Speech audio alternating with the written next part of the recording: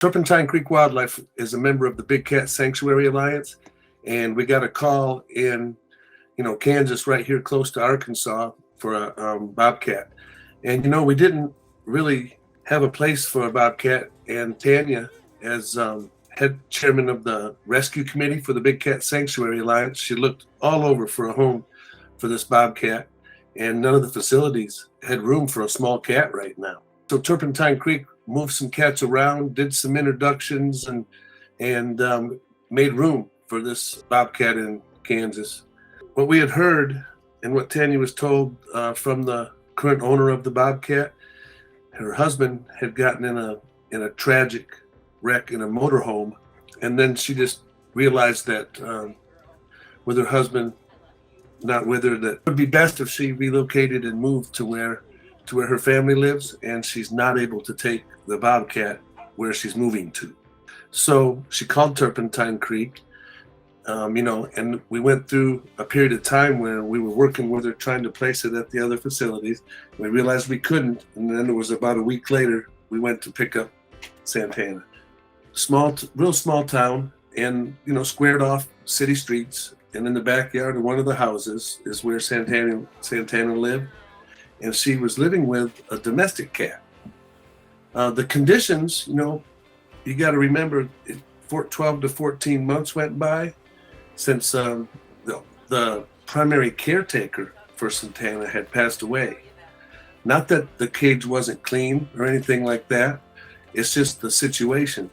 And it was such that the bobcat had about a 12 by 12 chain link fenced dog kennel type cage with a roof on it and all, had shade on the side, had a nice water bowl and things, and had a big litter box that it appeared that she was actually using. And then she could also had like a little tunnel she could run through and go under about a 20 by 20 foot deck, like underneath it, that was fenced in around underneath it, and she could go up there. She wasn't having any problem feeding the Santana, because Santana's was quite overweight. But other than that, on first inspection from our veterinarian, she, other than the overweight part, was in pretty good health. Hey, it's Tanya with Turpentine Creek, and Scott and I just rolled in with Santana, and she is really doing good. We look forward to putting her in her area now, so just stay tuned. Thank you. When Turpentine Creek brings in animals, we never really know what to expect, because all of the animals, big cats, little cats, they're all different. Bears, so they all adapt to the changes they've gone through based on a lot on what was their previous life. So when they come to the refuge, have they been extremely abused, and were they perhaps at one time prodded or poked with a stick or anything like that, or maybe in some cases dark hair and a bald cap and glasses they didn't like, things like that, or men in general, or particular people. So they react to not only people different, but it's also, of course, tied into their past. And with Santana, she come to us, the people there loved her. I don't believe she had a day of abuse in her life.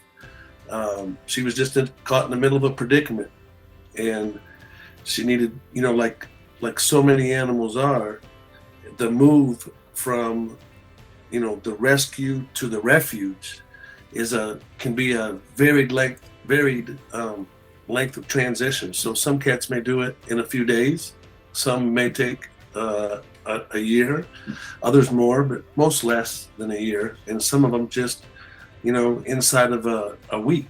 In this case, as Santana did, she did really well. We moved her into the enclosure because it's not close enough to any cats. The vet approved us to move her right from where she was there, right into her enclosure here, because she's going to be all alone. So it was in an area that safely quarantines her from the other animals, and vice versa. So she's doing well. I have not seen her personally at this point climb up her ladder chute that leads over to her night house. It's kind of up and over, but I know she's been using it because staff members have told me they've seen her, but I've yet to see her over in her night house. But I suspect it's got heat and stuff and water, and as we get 40-degree nights, I bet you she ends up over there cuddling in the night house. It's a nice spot, and it's certainly here in the Arkansas climate is good. Her personality is just fantastic.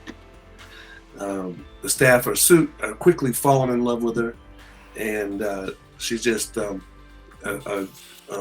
it's nice to see her come in good shape, and then that transition period I would have expected to be short, and it certainly was on the short end of that average of those transitions.